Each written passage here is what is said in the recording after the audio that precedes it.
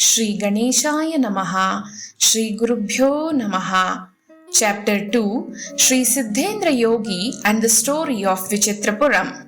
Part 1. I, Shankar Bhatt, was recollecting the strange experiences in Maruthwamalai and continued my journey while mentally chanting the glorious name of Sri Pada Sri Vallabha.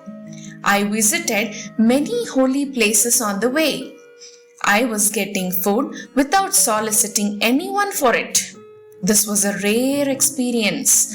I felt that the weight of my body was gradually coming down after I reached the Kadamba forest in the Pandya kingdom. There was a Shivalinga of great power in that forest. After visiting that Ishvara temple, my legs became very heavy. I rested for some time in that Shiva temple and resumed the journey. I found a hermitage nearby. A great person called Sri Siddhendra Yogi was living there. When I prostrated at his lotus feet, my body became lighter than a cotton ball. I was conscious of my body feeling, but the weight of my body had almost become nil. That great preceptor with a merciful heart stroked my head and blessed me, saying, "May you have the darshan of Sri Pada Sri Vallabha." The great yogi explained, "My son Shankar Bhatt, the Shivalinga which you have seen is very powerful. In ancient times, Devendra conquered many demons, but one of them escaped. Indra ruthlessly killed that Rakshasa while he was in tapas. Indra lost his luster because of his sin in killing someone doing tapas. Indra visited many holy places for absolution from the sin. As the Shivalinga in the Kadamba forest of the Pandya kingdom was very powerful, all the sins of Indra were suddenly removed when Indra reached the Kadamba forest. He wondered at it. With the idea that there was something special and great, he searched the place in all directions. He found a Shivalinga. Indra worshipped that Shivalinga with devotion and constructed a temple for that self-manifested Shivalinga. So, what you saw was that Shivalinga consecrated by Indra. That Shivalinga removes all sins and confers all auspiciousness. Only people with great merit can see that Shivalinga. However, for the devotees of Lord Datta, meeting pious people and visiting holy places will take place unasked for and without any effort. I bowed again to the lotus feet of Sri Siddhendra Yogi. He asked me to go to the Shivalinga again. When I went there for the second time, I found a beautiful temple of Shiva. That was not the same temple that I visited previously. When I inquired, I learned that it was the temple of Sri Meenakshi and Sundareshwara and that I was in the town of Mathura. I visited the deities and went to the hermitage of Sri Siddhendra Yogi afterwards. The whole area now appeared as a thickly populated township.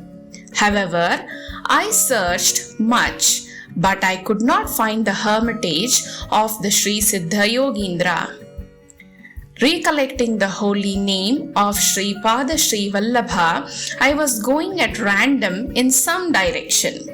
The sunset started. It was getting dark. I saw a focus of light coming from the rear side. When I turned back, I saw a big serpent with 3 hoods following me. There were 3 diamonds on those 3 hoods. A brilliant light emitted from those diamonds. I was struck with fear. Whenever I stopped, the serpent was also stopping. The divine name of Sri Pada was swelling up from the depth of my bosom involuntarily. Similarly, The holy name of Sripada was being uttered from my mouth involuntarily. At last, I reached the ashram of Sri Siddhayogindra. Immediately, the divine serpent and the light disappeared. Sri Siddhayogindra received me with utmost compassion. He gave me fried chickpeas in a plantain leaf as prasad. I ate belly full. The palpitation of my heart did not decrease even though I was taking food. Sri Siddhayogindra massaged my right breast lightly with love. Afterwards, he touched my head with his holy hand.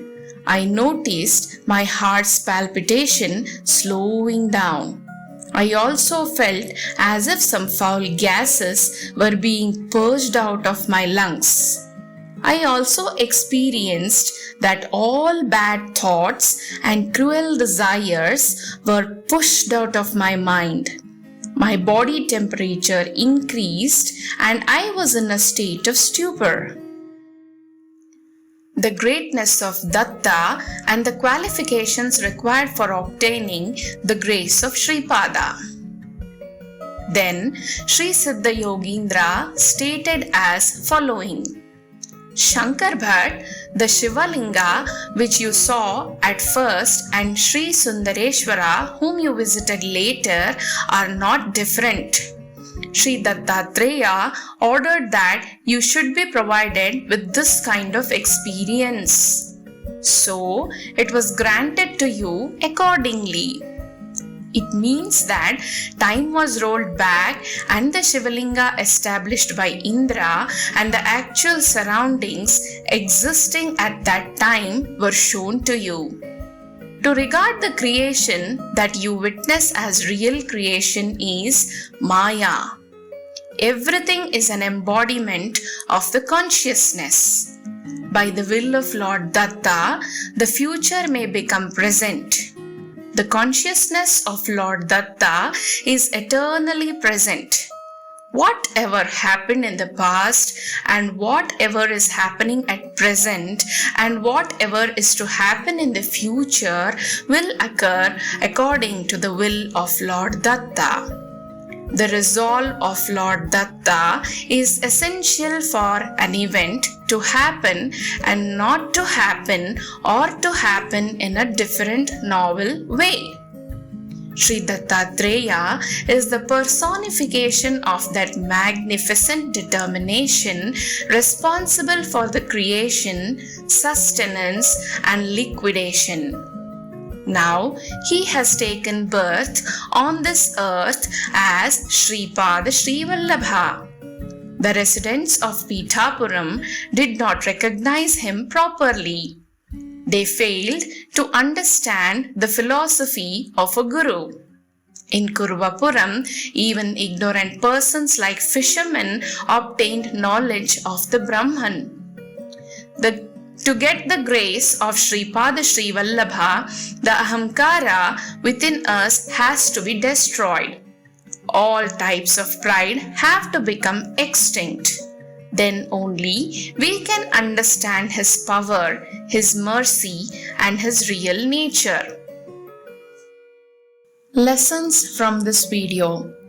For the devotees of Lord Datta, meeting pious people and visiting holy places will take place unasked for and without any effort.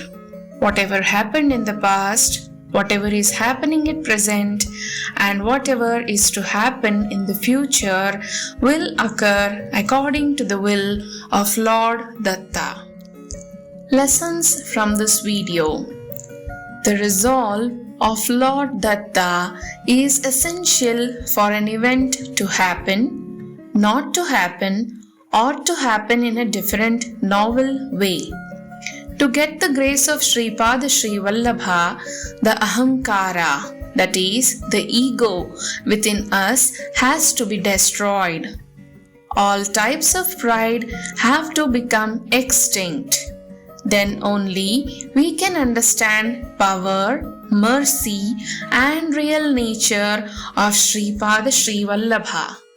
Benefit: listening or reading complete chapter 2 removes mental diseases and mental trouble which cannot be disclosed to others. End of chapter 2, part 1. Sri Padarajam Sharanam Prapadye.